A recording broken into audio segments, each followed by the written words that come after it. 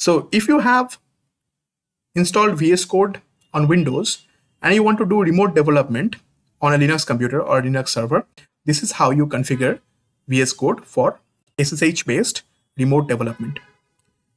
First of all, you should have access to your Linux server. It could be someone else's machine, it could be your computer as well. So I can just configure a Linux server. Let's log into that through SSH.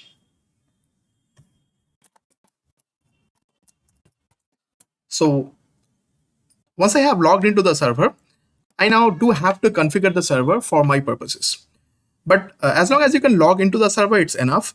Now, for example, if you want to use your VS Code instance for doing web development, you have to install Node.js and accordingly all the corresponding dependencies. And for example, if you want to do C and C++ development, you would probably use something like this.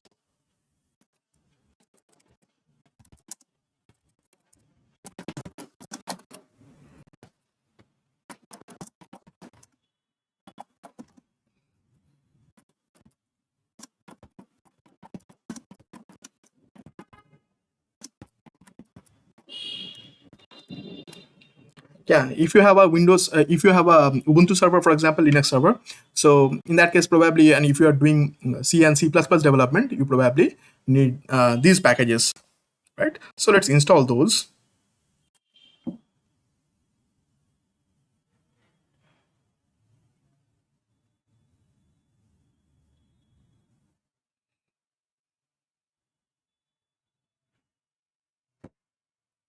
Right, so let me just,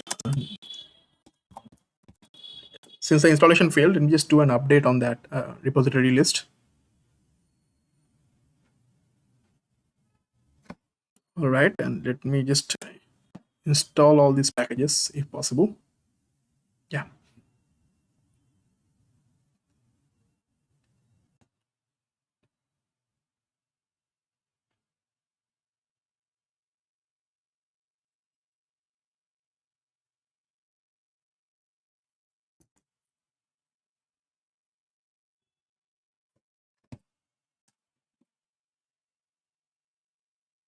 All right, so you are all done basically. Now, for example, if you want to do Python development, you have to install Anaconda or some other Python distribution. And you may also install the repository given packages for Python as well.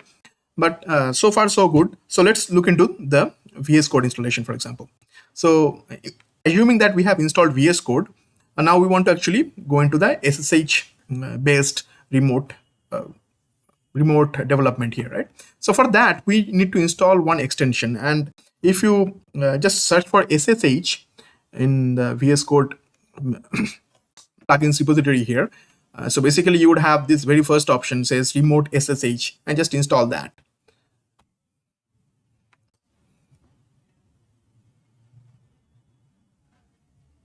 So it may take some time to install this. Okay, all right. So we just successfully installed this. And once you install this, look right in the left bottom corner here. So you see that there is a option to open a remote window. So click on that. Okay, and it says connect to a host.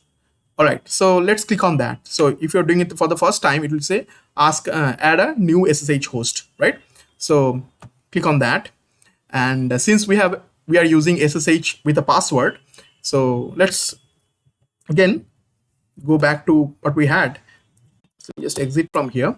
Okay, all right. So if you see that again, the command to log into this particular server is this. Again, this could be your local IP address. It could be a properly forwarded domain here as well. And this is your username. At this moment, I am using the root user from this server. But this is overall the command that you need to have, right? So let me just put that here. All right. So again, SSH is the command that you're using, root is the username, and this is the IP address of your server. So let's hit enter here. Okay. And you might have multiple SSH files that you can update. Okay. So choose the first one probably. And now here down in the bottom, you probably have an option to connect. If you don't have that, or if you just somehow cross that, no problem. You just click on this one again, open a remote window. And again, it will ask you to connect to a host. Please do that. Now it has now remembered what IP address you tried to log in. And now For the first time when you do this, it will actually ask you to actually choose what kind of operating system you have in that remote machine. Here, of course, we are doing development on Linux computer, so you have to choose Linux, of course. And accordingly, it will actually set up. And now, of course, you have to put your password now. Again, so again, this is the username again. You see, root is the user, for example, this one, in this one. Now, when I put my configured password correctly, I can close this window here.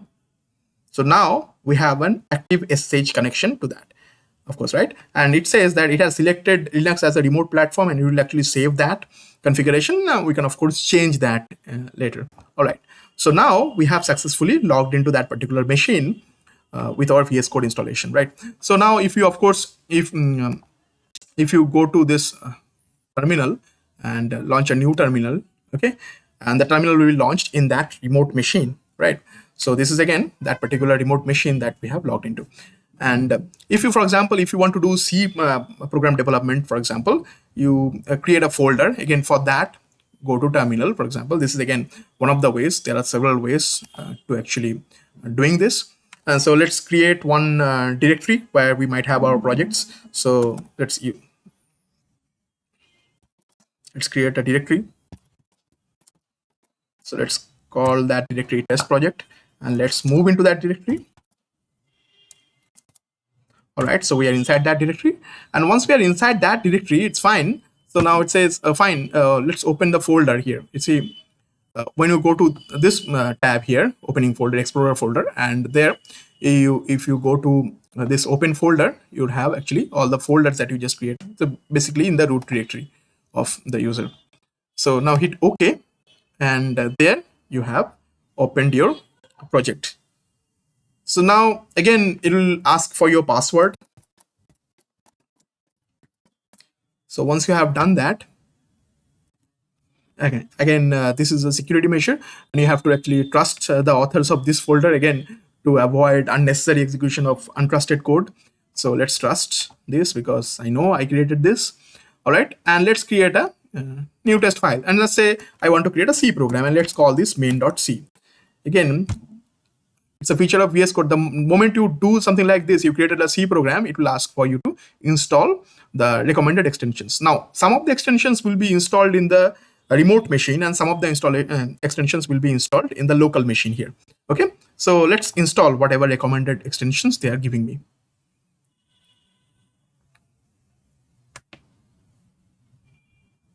All right, so it seems like we're done for the most part, right? So we have installed all the extensions.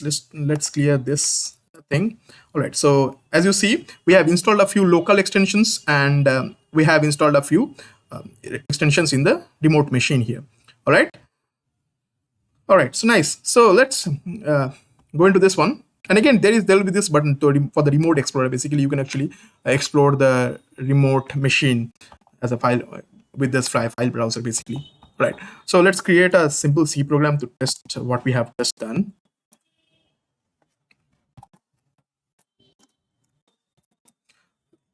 So you can see that the auto completion is working.